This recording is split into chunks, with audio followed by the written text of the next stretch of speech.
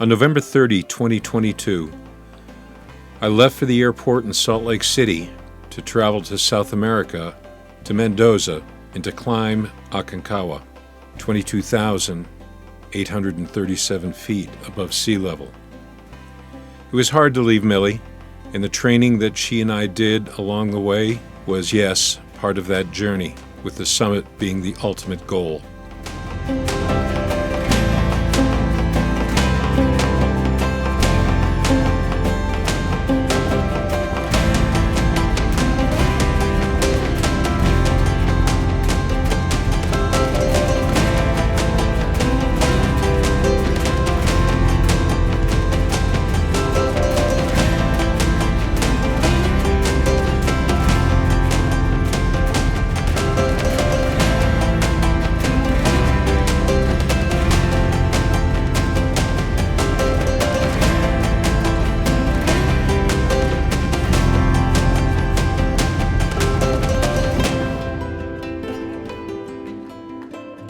Upon arrival in Mendoza, we stayed at the Cordillera Hotel where a lot of climbers stayed. It was really cool. The breakfast buffet was phenomenal. In the bar, in the hotel lobby, I spent a lot of time there watching the World Cup with the bartender and the security guard.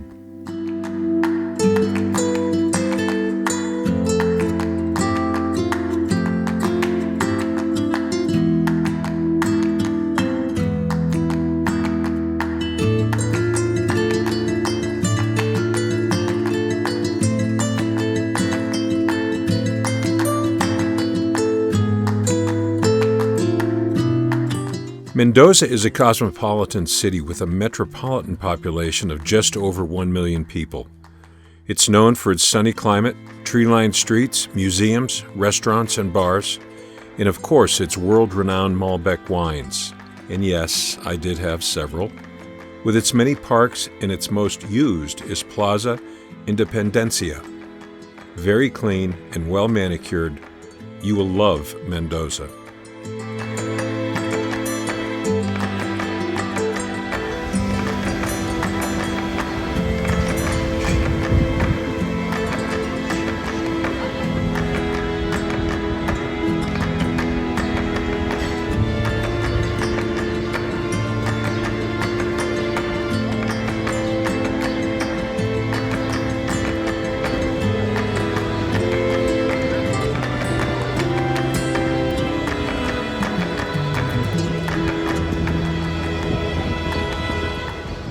I didn't even think about it until I got to Mendoza, but the World Cup was going on, and to watch the Argentinians celebrate after a win on Saturday afternoon was amazing. Streets were packed, people with horns, cars full of people hanging out of cars. It was truly an amazing event, and I was really happy to be there.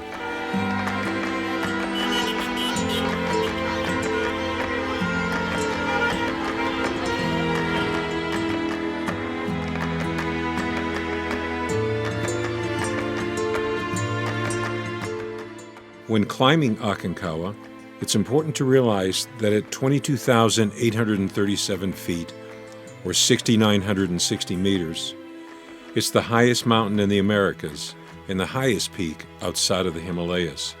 Its name, which means stone sentinel, the mountain lives up to this reputation as it towers over the heart of the Andes on the border between Chile and Argentina. It is also known as the Mountain of Death.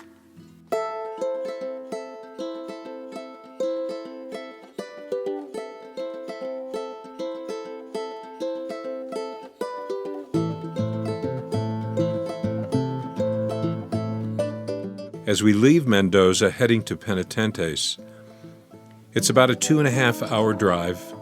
We got to stop along the way mainly because the van broke down, and we got to enjoy a lunch in the middle of absolute nowhere that was spectacular and out of this world.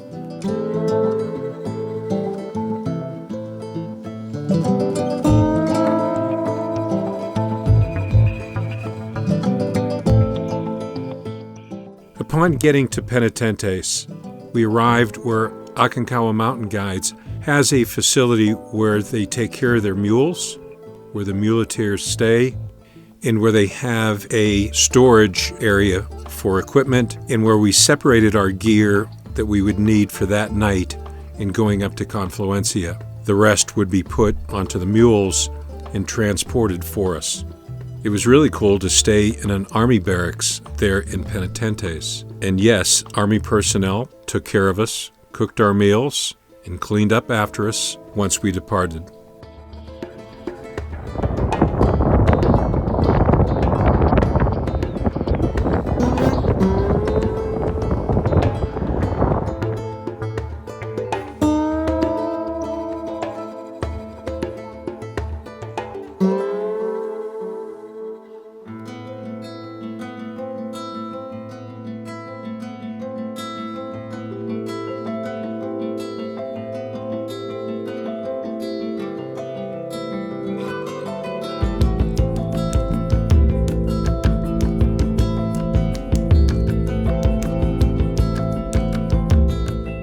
Our team was awesome.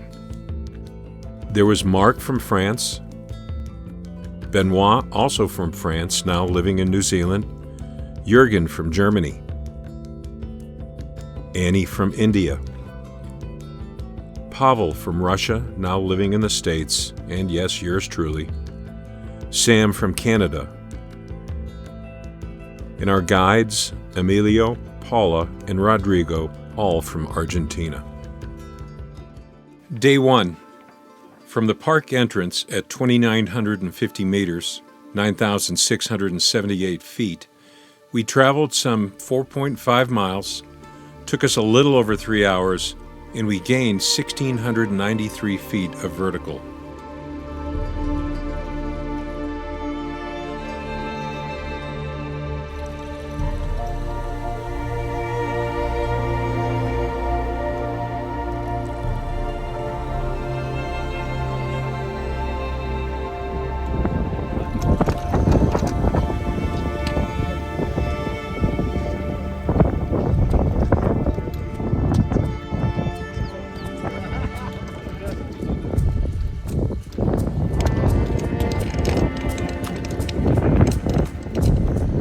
Gracias, señor.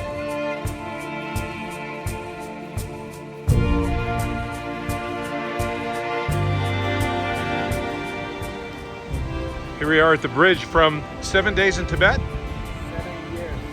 7 years. 7 years. 7 years. You see the movie? Rodrigo, who's your favorite dog? Meaning.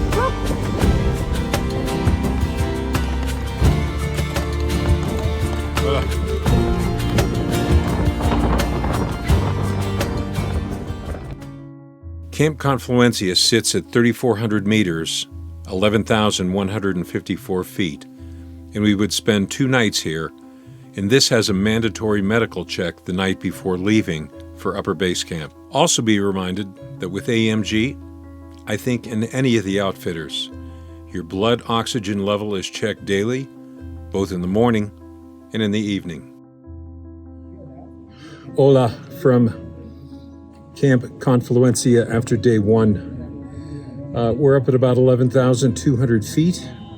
Did about almost 5 miles today, and came up what they call the Horcones Valley. Weather was fabulous.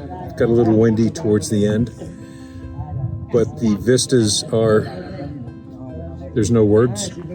And to see some of the things that you have in pictures or videos, no. You got to do this. And you can climb just to Camp Confluencia and go back same day. But it's a beautiful place. We have acclimatization hike tomorrow, a Looking forward to that. So stay tuned for a little recap of that hike at the end of day 2 on the mountain. Take care. You gonna say goodbye?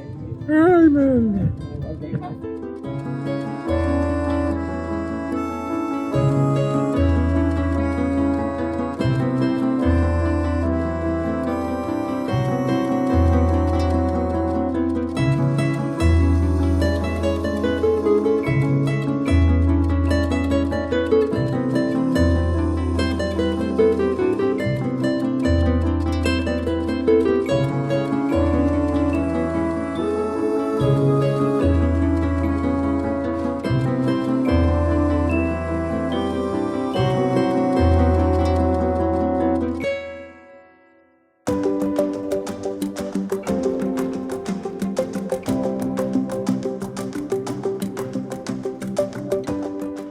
Day 2 was a practice and acclimatization hike that went to Plaza Française. And for those of you that don't know, an acclimatization hike helps to get your body, lungs, and mind ready for the journey. I can tell you with experience that mental probably is 90% of the journey, 10% being the physical.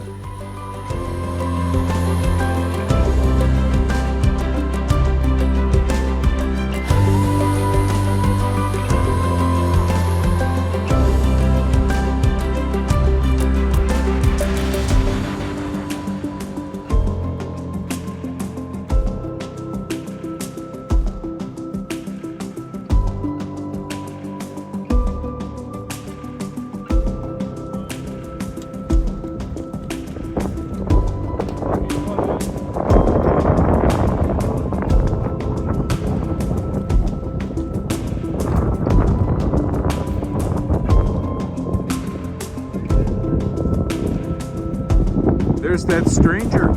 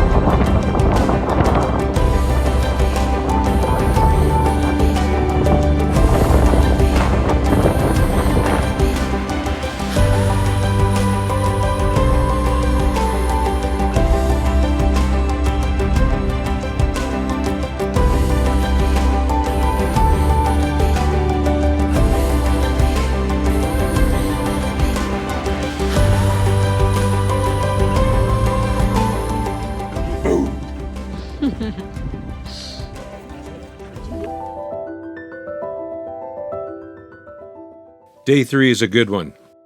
As we moved 11.1 miles, 3,835 feet of vertical ascent, and took 8 hours to get to Plaza de Mes. Out of Confluencia, you begin with a steep descent to a river crossing followed by a steady ascent, and then see the Plaza Anka, which is 8 miles of variable footing, which was not easy.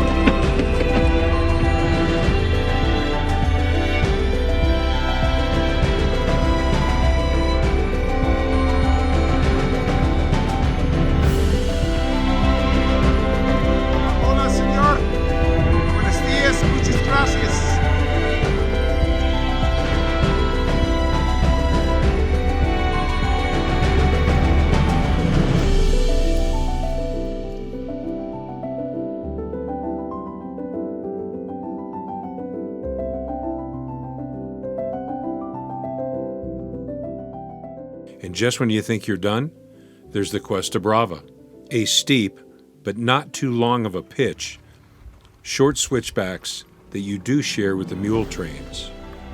After getting to the top of that pitch, one has another 1.5 miles before reaching base camp at 4,300 meters, 14,107 feet.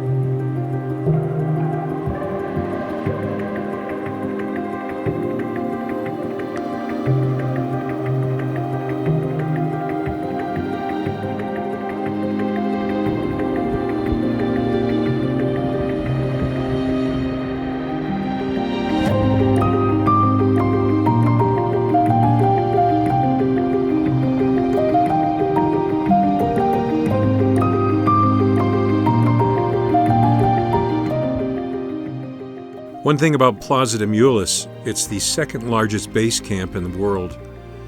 Second, of course, to Everest Base Camp.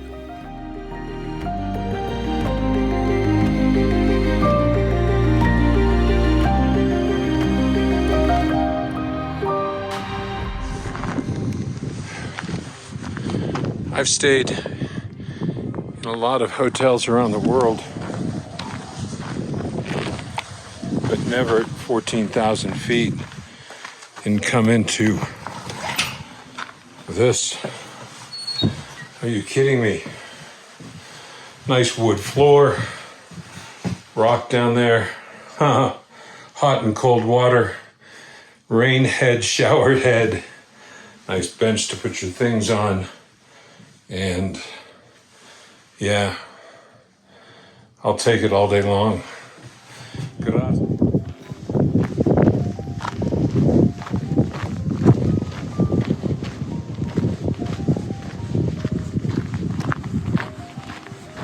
And the baños. Yes, and tied down due to the winds. And out here, you can see some penitentes.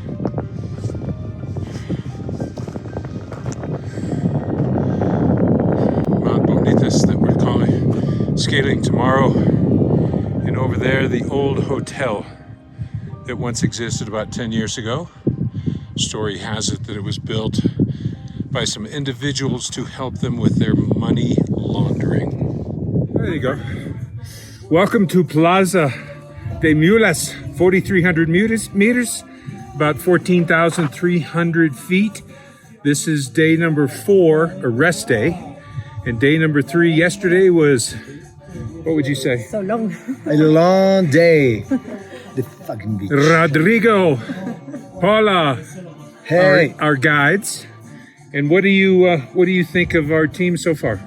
I think I'm trying to climb to the summit. This team is the really, really nice team. Believe in all the group. I'm proud of you, all the group, all the team. And we'll see. And work for Who's your favorite dog? Millie. Of course, Millie. What do you think of the team? You can speak Spanish if you'd like. Well, I'm gonna try to speak in English. Okay. Yes, but I don't know if somebody can. Paula's muy bien. I try to do I do my best. I do my best. Well, I think the group is nice. Well, I feel very comfortable with you. I don't know. I like it with the way you talk and think each other. You know. Very good. Who's my Aconcagua daughter? You're a Aconcagua daughter. I am. What's the name from your daughter? Lauren. Lauren. Hi, Lauren. Nice to meet you. And up here, you can't see them on the camera, but people are now going up to Camp 1, Camp Canada, and we'll be doing that in a couple of days on a carry. See? Yeah. And 2 days more. 2 days. Yeah. Yes. Tomorrow move to try to climb Bonete Summit. That's up And that way. after that, try to carry Camp 1, Canada. And wait for that. Good. Good. Good. Perfect. We'll see you next time. Gracias. See you in the next camp. Thank maybe. you. Buenos dias. Buenos dias. Yeah. You may notice rocks around the base of the tents. Our tents were a North Face product that had a skirt around them, and on the outside you loaded rocks on top of the skirt, yes for wind. Up at Camp 2 and 3, we also put rocks inside to further assist with ballast so you didn't blow away. Hey, safety is no accident, right? If you're not used to the wind, get used to it. It seemed to be with us always.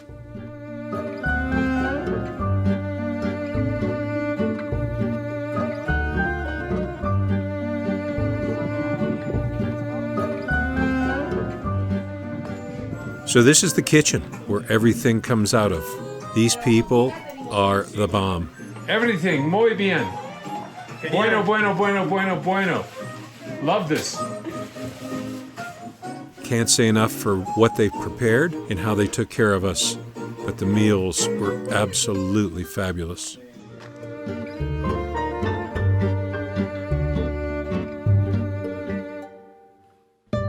If you've been to Everest Base Camp, you'll know that there are many, many helicopters. In Aconcagua, there's only one. And whoever that pilot is, trust me when I say they are very, very busy. Could be transporting people from the park entrance to base camp, or the other way around. Supplies, equipment, trash, and a fair amount of rescue and extraction. One thing I'll say about nighttime, the stars, as long as it's clear, were truly, truly spectacular. I used a pee bottle, but I also went outside. I encourage you that if you have to go to the bathroom in the middle of the night, go outside. You will not be disappointed. The show is out of this world. Day 4 was a rest day. So on day 5, another practice and acclimatization hike to Mount Bonete, 5,074 meters, 16,647 feet. Pretty much up and back, same trail, except for the scree field after you summit and have lunch. We traveled some 5 miles that took 5 hours, 2,858 feet of vertical ascent all told. Footing was a lot of rock, very pitchy the entire way, and as you approach the top, you must put on the climbing helmets and you get to do some serious scrambling before reaching the summit. But the views were beyond words, and I heard a lot of wows while we were up there.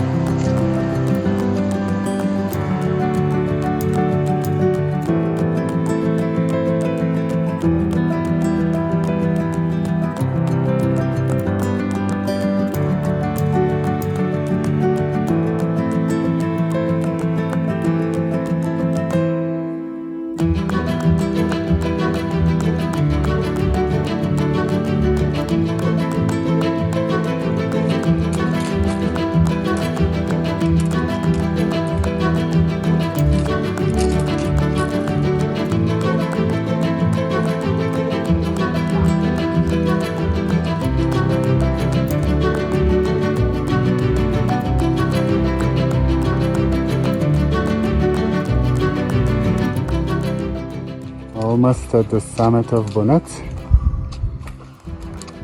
And you can see the base camp, Plaza de Mes in the valley.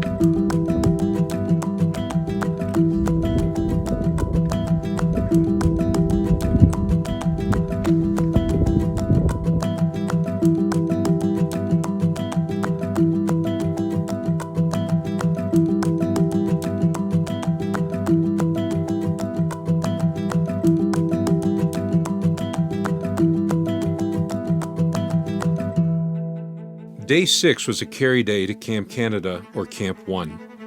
Not too long, as up and back was 2.5 miles. Going up was pretty pitchy, and all in all, it took us about 3 hours.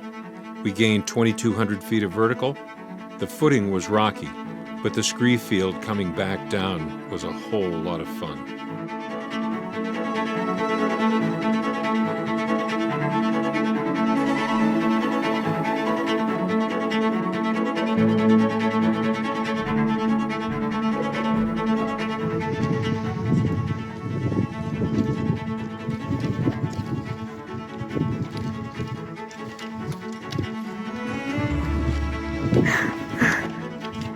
You can speak too. Good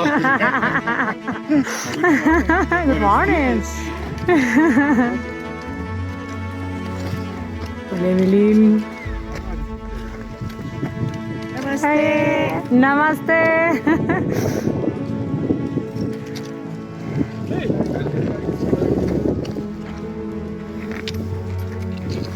Bonjour. Salut, merci. Muchas gracias, Paula.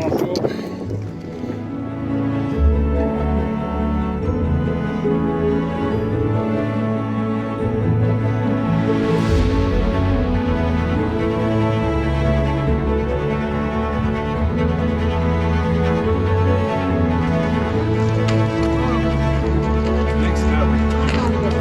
Bad step. Passing the medical check? Oh yeah, I was excited. Rodrigo and Paula did a briefing the night before we left for Camp 1. It was both funny and at the same time serious. Day 7, it was game time as we said see you soon to Plaza de Mes and headed back up to Camp 1. Same steep pitch, rocky, but it only took us about an hour and a half, and like the day before, we gained about 2,200 feet of vertical ascent.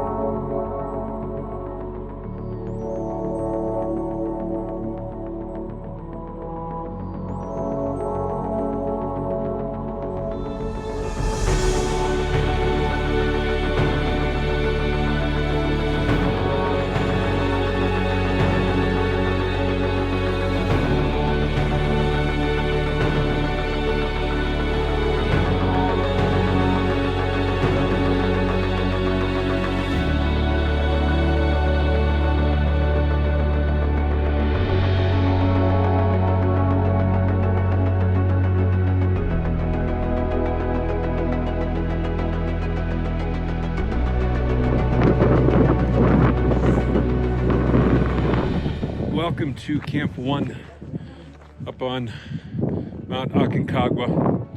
The wind's blowing, so if you can hear me, that's probably going to be a blessing. But I thought I'd give this a try because I don't know if the wind is going to let up or not. Those are our two main tents. Ours is over there. We have a room with a view, certainly, which is not too shabby. And of course, we came up this way. Can't quite see it, but this is where we'll be going tomorrow up to Camp 2. Today we gained about 2,100 feet, and with packs on, it's not the easiest thing in the world, I can tell you that. But over there is Ben Swa, another outfitter way out there. But yeah, this is what we're looking at, and it's not too shabby. We'll be having dinner inside one of these shortly. Chat soon. So at 16,000 feet, this is what the bathroom looks like. You enter, and yeah, you have toilet paper, and you have newspaper that you squat and leave on, and then you deposit the remains in that red bag. What's great is I'll turn around, and that's the view from the bathroom.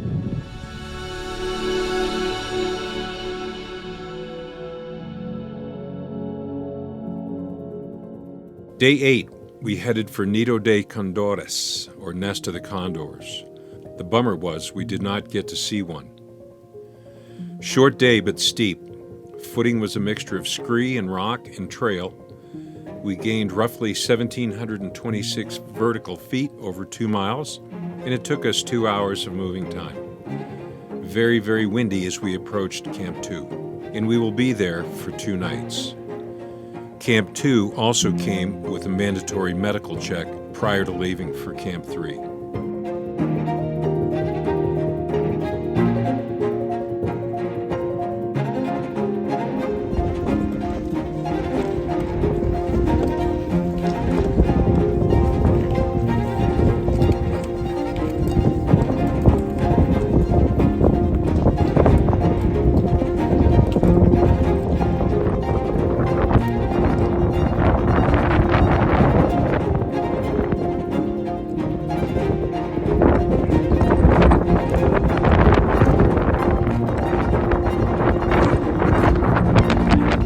Welcome to Camp 2. Bring on, guys. Welcome. Hello, Fred. Jordan. Sam.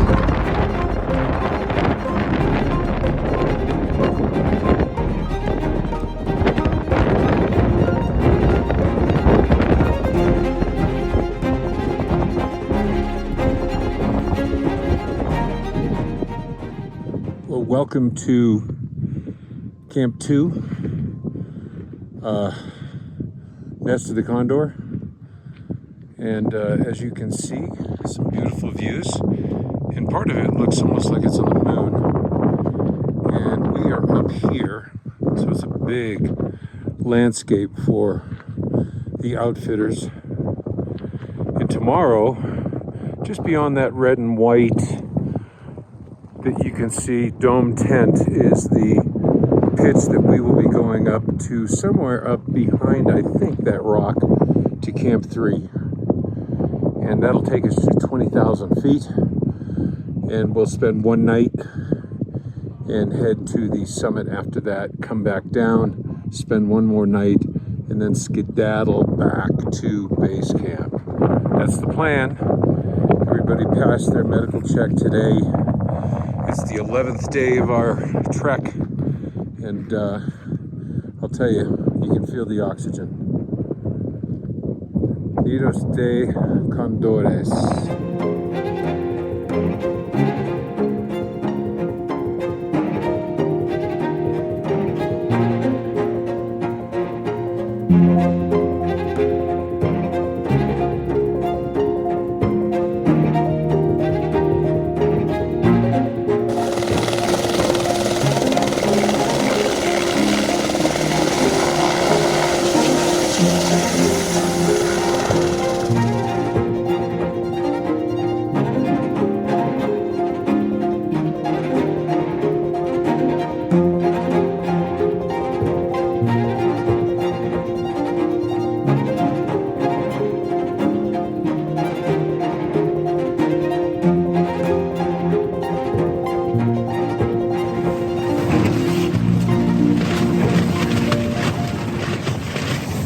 So it's about 7 o'clock on Wednesday. Is it Wednesday, Yep. Sam?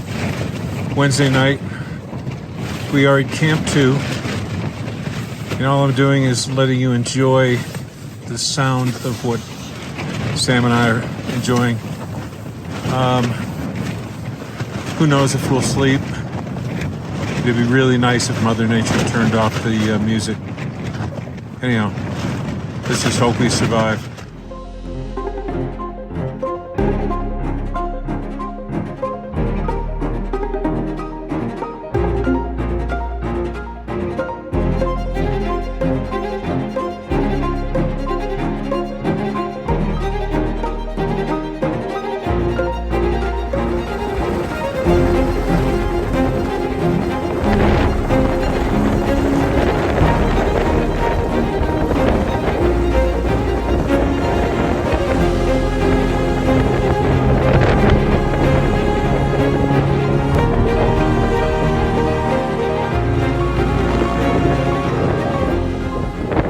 Day 9 was a rest day, but we did do some practicing in the snowfields with our crampons and 8,000-meter boots, which helped a lot.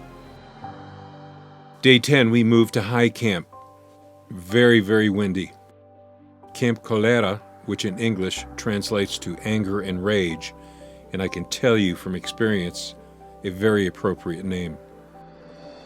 1.5 miles of steep and rocky footing, and just before getting to Camp 3, you pass a small wood hut that is the same altitude as Kilimanjaro. There is also a slight technical scramble just before Camp 3 that has a fixed cable should you need it. I did. Took us some 2 hours, gained 1,289 feet of vertical. We are now at 19,640 feet, or 5,986 meters.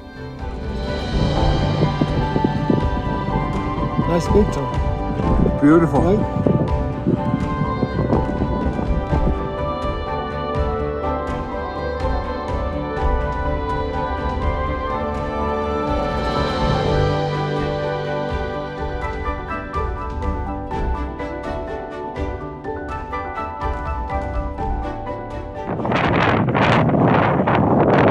Gathering snow up at,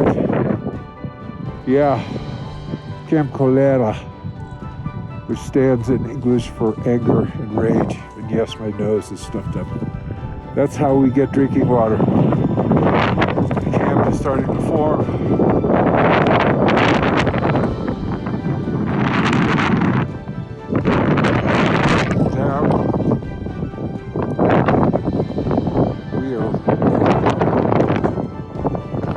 Noisy night.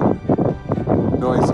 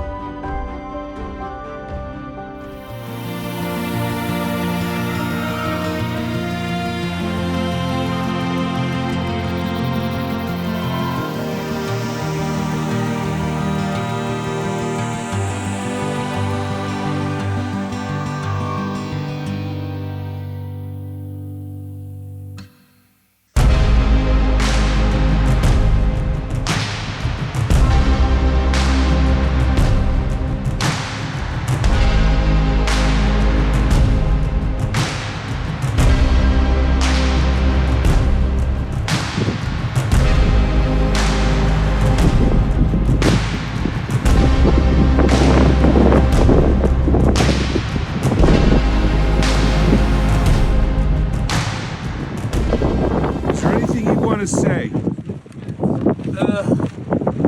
what I want to say. Anything else? Yeah, I need to sleep. Okay, I got hand warmers in here for you, and I got hot water in here for you. Very nice. Welcome back. Thank you. Day 12, we moved back to base camp from Camp 3, and it was quick as you mainly navigated loose scree fields that you could slide, jump, or almost sort of ski down. All in all, we were just over 3 hours, 3 miles back to Plaza de Mes, and it was the first night that I finally slept.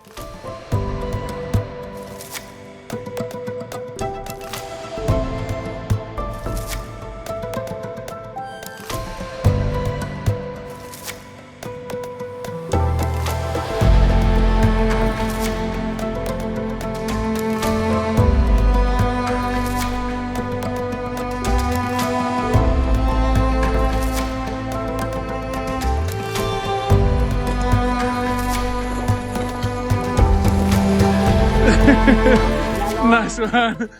The best part about getting back to Plaza de Mes was it was the finals of the World Cup, Argentina against France. We have 2 Frenchmen on our team, and they certainly were eager to get back and watch as much as they could. We got to see on a small computer, using the internet, the second half, both of the overtimes, and ultimately the penalty kickoff.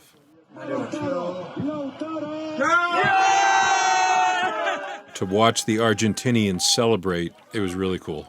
Really cool.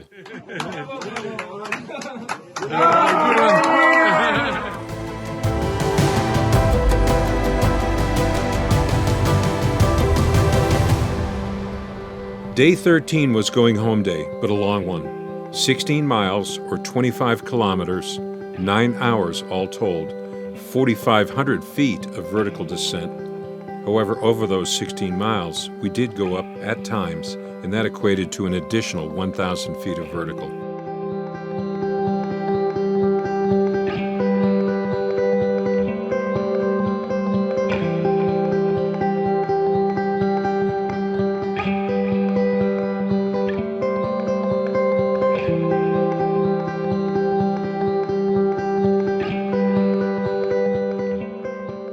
And yes, we ran into several mule trains coming up the Cuesta Brava as we were descending it.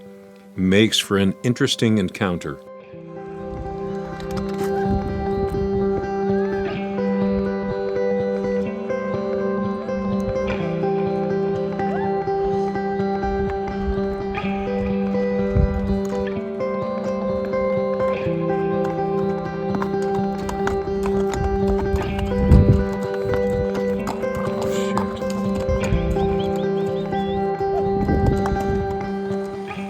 The Plaza Anka was once again long and grinding, with that footing that was rocky, to cobbles, to sand, and sometimes even wet mud.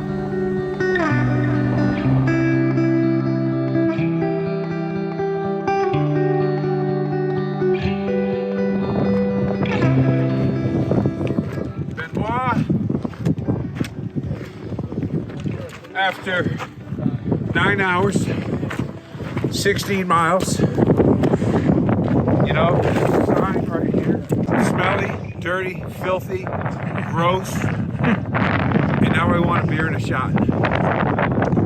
From Aconcagua Park.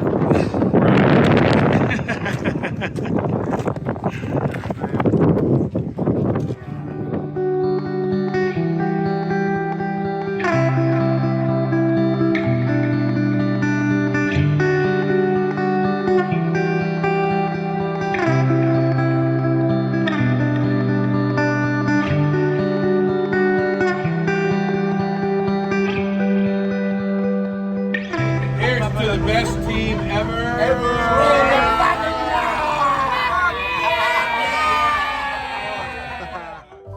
Our last full day in Mendoza, several of us on the trip decided to go wine tasting. Mendoza is known for its Malbec, and if you have an extra day, I would highly recommend doing this. The concierge at the Hyatt Hotel arranged everything for us. We had a driver, refreshments. It was really nice to just be our own little group, and you will really enjoy the Malbec.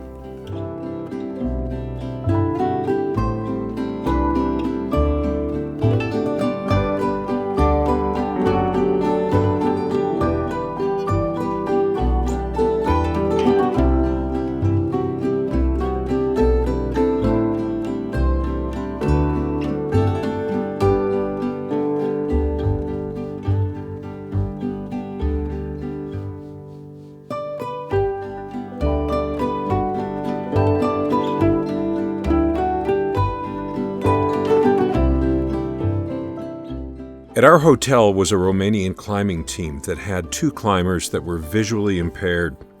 One had vision loss of 100% and the other 85%. But their t-shirts said it all to me. Overcome the impossible. And yes, they did summit Aconcagua. and for me it was a very, very moving story to listen to. On December 22nd, it was time to head home. And I can tell you I was exhausted. I had caught up on some sleep, and I had a shower that had lasted for about 30 minutes. But I was really, really happy to be on my way. Got picked up by friends, and there was a Christmas tree in my home. And of course, there was Millie. Well, if you're listening to me right now and watching me right now, maybe that is that you got through the vlog of my trek and trip up Aconcagua. It is a beautiful place, people. Absolutely stunning. The vistas, the mountains, the high Andes. I mean, wow. Aconcagua against the highest mountain in the world outside of the Himalayas. I really enjoyed putting the work in, and certainly, getting up to Camp 3 and 20,000 feet after that was a high point for me. And again, if you watch the vlog, you know why I didn't make it. But I'm looking at going back and knowing what I think I did wrong, I can do it. I really know I can do it. And with this one as my trainer, right? Yeah, this is the real Millie. We'll get there. Today we're up in the high Uintas here. Millie and I get to train at 10, 11,000 feet a lot. And we're blessed to have this literally in our backyard. And I leave in 4 weeks for Nepal doing Everest Base Camp. So that's what we're putting the work in right now for. 2 points I really want to leave you with respect to Aconcagua. One, listen to your body, especially as you get higher. And 2, listen to your guide. I got back 2 days before Christmas, and I think it was the first week of February of 2023. 3 people died on Aconcagua. 2, probably because they didn't listen to their body, and the third one because they didn't listen to their guide. And, if you don't listen to your guide, you're putting either he or she and anyone else around you in jeopardy. So don't suffer from summit ego. Do the right thing. The cliche, I believe, goes something like, getting to the top is optional, but getting down is mandatory. So when you leave from the park entrance, make sure you come out of the park entrance. Best tip that I have. On that note, I just want to close with something that I think is a really great quote from Ralph Waldo Emerson. And it goes something like this, doesn't it, Mills? You ready? Do not follow where the path may lead. Go instead where there is no path and leave a trail. And for all of us that recreate, hike, trek, climb, I just think it's a great quote. And Millie and I kind of try to live and hike by that. Anyhow, we're off. It's a beautiful day here in the high Uintas, bear country. So yeah, bear spray. Would love for you to leave a comment below, question below. Happy to get back to you ASAP. If you like this vlog, thumbs up, and would love for you to subscribe to my channel.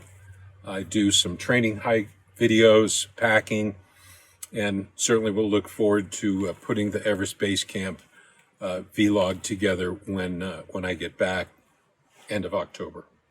Until then, hey, keep putting one foot in front of the other, and if you do, I have faith that you'll always get to your destination. Millie and I are out.